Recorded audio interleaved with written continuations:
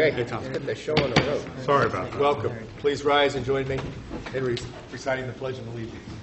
I pledge allegiance to the flag of the United States of America and to the republic for which it stands, one nation, under God, indivisible, with liberty and justice for all.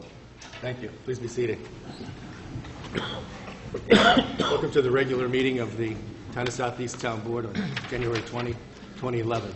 Allow me to note the exits in the rear there, down a short corridor here. I will call for the order of the day, with one exception. Note the four chaplains commemoration. With one exception, that being that the C, under public hearings, lowercase c, that should be under regular meeting 3. Aside from that, I would call for the order of the day. Which was move that we open the... Can we open the meeting before we... move that we open the meeting. Thank you. I'll second that, please. Councilman Yee seconds. Thank you. All in favor? Aye. Motion carries unanimously. Folks have to pardon me. I've had a head cold the last couple of days. I'm delighted this evening to remember and honor I and my colleagues, the four chaplains, and we have whose 58th. This is the 58th anniversary of their loss and of their service to our nation. So I'm honored to read the following resolution at the request of the VFW, the Veterans of Foreign Wars. For Chaplain Proclamation in 2011. Whereas February 3, 2011 will mark the 58th anniversary of the sinking of the troop ship USAT Dorchester, which carried to their deaths 4 U.S. chaplains of 3 faiths who stood united in prayer as the ship went down. And whereas these 4 chaplains, being Roman Catholic, Jewish, and Protestant chaplains, gave their own life jackets to 4 soldiers and thus sacrificed their own lives to save the lives of others. And whereas the heroic deeds of chaplains Lieutenant George L. Fox, Lieutenant Alexander D. Good, Lieutenant Johnny P. Washington, and Lieutenant Clark V. Poling, and their combined act of supreme devotion and sacrifice for American liberty and human freedom will be and is an inspiring and ever-shining example of real brotherhood for all time to the people of the world. And whereas we must all see to it that their supreme cause of human freedom and justice for all shall not be in vain. Now, therefore, the Town of Southeast does hereby designate Sunday, January 30, 2011, to be observed as 4 Chaplains Sunday, and the week of January 31st, 2011, be observed as Religious Emphasis Week, and we call upon our citizens to commemorate the day and the week with appropriate observances in public places and by prayer in their homes and in their houses of worship. Given under my hand and the seal of this Town of Southeast today, January 20, 2011. Thank you. Is there a second? Second. All in favor? Aye. Motion carries unanimously. I move we open the public hearing portion of the meeting. Second. So seconded. All in favor? Aye. Item A, J&R Holdings Incorporated has been deferred at the request of the applicant. Item B, parking penalties and town-owned facilities. Is there, read the notice? I need a motion to open it. Motion to open.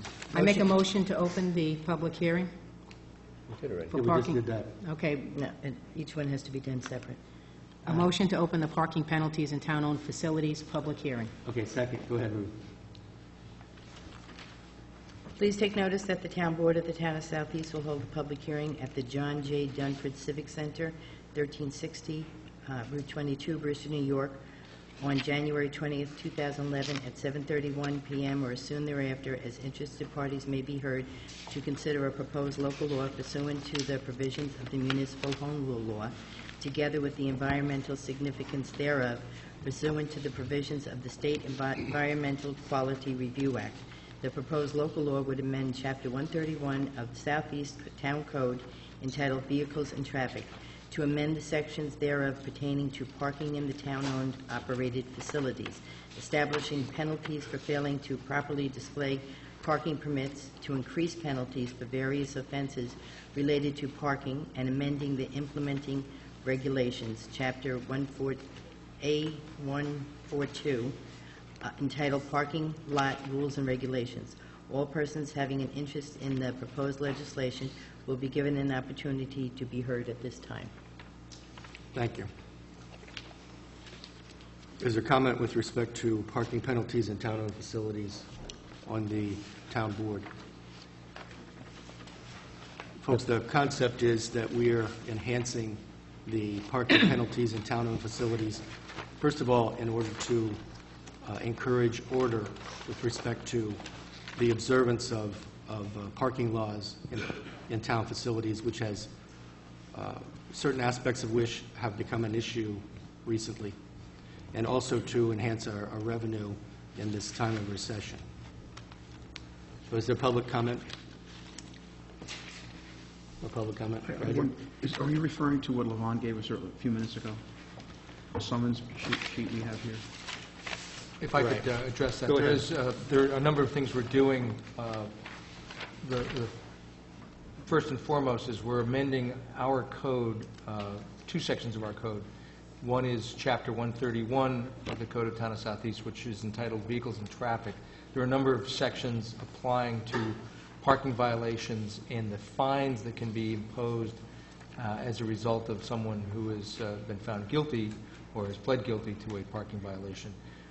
We're going from a $25 to a $50 per violation fine, which is what is recognized by state statute. We're also amending our parking lot rules and regulations, one, to bring it up to date because they kept referring to, we keep referring to the Southeast Station lot as Brewster North lot, but we also insert in the regulations the current permit rates that were approved by Metro North. Thanks, Ron. My question was, on this summons sheet, like parking improperly went from $25 to $75. Is this Well, part of the... that's not Yes. correct. Everything is going to be going up to 50. They were all $25. Because I think that's a heavy hit. That's what's my question. Correct. Yeah. And one of the things we're adding to it, which was not specifically put there before, is failure to display a parking permit, which what has happened is somebody has a permit, they inadvertently leave it at home or whatever, and they just park anyway, and then when they get a ticket, they come back and say, well, I've got a permit. And I think the process has been in the past to say, okay, well, you got the permit, so we'll let you go. In this situation, I guess that is a significant drain on manpower and other resources. So, and there is a provision in our code right now that does require you to properly display your permit. This would make it clear that if you don't, you're subject to the penalty. Now, it had been my understanding that we were going to $75. Is that not operative? When my research, I believe that the state statute limits on certain types of parking violations a maximum of 50. So we were... And on Okay. Can you the confirm summons that? that we have, we have the 75, 75, so which one of those would now be 50? all of them. Except for handicap, which would be up to 150. I believe there's some state surcharge on a handicap parking violation, too. That's only if you charge it under the state statute. If you charge it under the local statute, I don't believe that there's a state surcharge. If you charge them under the vehicle and traffic law, there is a surcharge, and I believe it's $85, not $30. Okay, So further I feel comment? much more comfortable with the $50 fine than the $75 fine. So we're following the law. That's fine. It's an increase, but it's handleable, I think. I think one of the other things that we have to take into consideration, and which is being worked on by the courts now, is the fact that we have a large amount of outstanding parking summonses that have been either uncollectible or uncollected. And the courts are working now on a new computer program which we can bring a lot of the collection effort in-house and keep a tighter rein on it, so that when there are multiple offenders, when you get 3 outstanding violations, you're allowed to have their registrations scofflaw, which basically is a revoked registration. And that it is another tool that can be used to get these people in to pay their fines. Okay. That's right, and that's a collateral initiative at Town Hall right now to take the processing of those matters and the revocation of registrations and whatnot in-house. That should result in savings, because right now it's being farmed out to a third party. Which they work basically on a commission, like most parking violations collection agencies do. And presumably, if we have a valuable, a worthwhile contract or worthwhile program, computer program, then we can save that a significant amount of money. The other thing I wanted to point out to Levon is that this evening, the chief court clerk asked that when we determine what form of summons we wish to use, that we run it by the judge before we have it printed, so he can give us his input. I have one other question on this. I understand tickets are not being issued presently because we're sort of in flux between the old rates and new rates. And I would like to ask that the code enforcement go ahead and continue to issue tickets until the new forms are printed. Because otherwise, we have a gap in revenue right now. That's my understanding, that they were continuing to use the old forms until the new forms are adopted. There's nothing to say they can't. Right. Yeah. Right. I think we have to make that clear because that's not happening. Okay, we just discussed that as a departmental head, the meeting. Sure, okay. The most recent one, and it was my understanding they were going forward. I'll confirm that. Okay. And it is Will, just to confirm too, that a violation to park at a meter that's not working, right? Because that was an issue too, I believe, with, that apparently a lot of people feel that they can park at a meter that's broken and not have to pay or anything. That's right. I think that, We need to enhance that. It's something that is in the code now. Right. It's, It was just never enforced before, I guess. Right? I think it's just that we haven't brought the hammer down. Yeah, we have to de-incentivize the folks who are parking at broken meters. Right. Make it not worth their economic while any longer. Well, it should be known that if you parked at a broken meter, you're based upon the sign. So if it's a 1 hour parking, you're only allowed to park for that hour. So our code enforcement people are aware of that then. So whether they mark the tires or how they enforce it that way, that's how we'll follow it up.